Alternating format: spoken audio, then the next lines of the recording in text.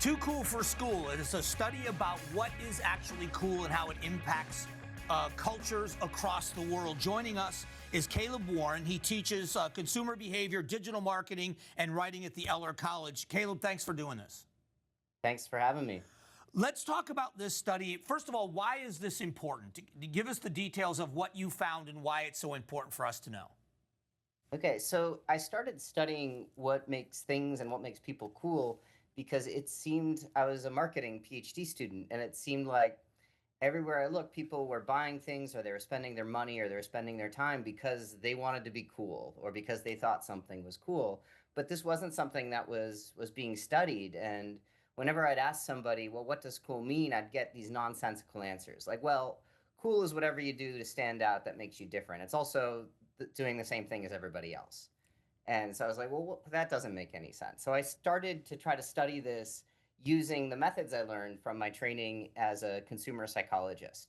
And in the paper that I sent you or you saw, we were looking at what the differences are between people who are cool and people who are not cool, using an experiment where we had people either think about a cool person or a not cool person, or someone who was good or someone who was not good.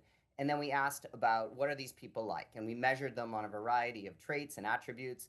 And this way we could see, how are cool people different from not cool people? And is it just the same as being good? Or is there something specific about being cool? And then we looked at change across countries. So what is give me an attribute that is kind of consistent across cultures of what you are hearing as a cool person. Being extroverted. Okay. So being outgoing and a people person. We found in every culture we looked at, people who are extroverted are more cool, or people who are cool are more extroverted than people who are not cool. But if you look at people who are just good versus not good, people who are good are no more extroverted. They're actually, on average, more introverted than people who are not good. So being extroverted is a trait that is specifically cool rather than just being generally favorable. And that's true everywhere we've studied, from Korea and India to South Africa and Germany and United States. Does it cross demographics? So I'm 58 years old.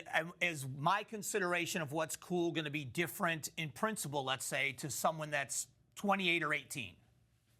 So certainly there's going to be different specific products, music, TV shows that older and younger people consider cool. But what we found in our data is, if you look at the traits in people, we see the same types of people as being cool, regardless of whether we're 20 or 70. People who are cool tend to be extroverted, hedonistic, powerful, adventurous, open, and autonomous. So then how does this apply? How do you apply this, or how do you think people apply this in their lives? Not just marketing, but how does it apply to someone that's reading the data? What do they do with the data? It's a good question. So I think there's a different question if you are an individual who cares about being cool themselves than if you are a marketer trying to figure out, well, how do I get my product to be cool? The marketing question is a little bit easier to answer.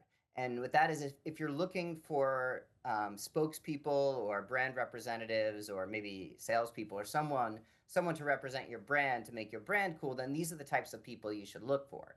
Those who are extroverted, who are maybe live a little bit more in the moment, who are adventurous, rather than people who are just sort of agreeable or warm or conscientious, which are other positive traits that aren't cool. Now, if you're an individual trying to be cool, I don't know. I'd say you need to be really careful, because you can't come across as trying to be cool. That's a different research paper. But I think you don't need a research paper to know that people who try too hard to be cool are not cool.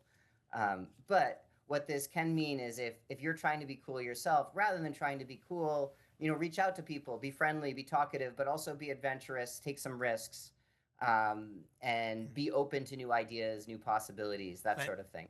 This has been a lot of fun. I appreciate the information. It is really an interesting study, and I appreciate you sharing it with us. Oh, thank you so much.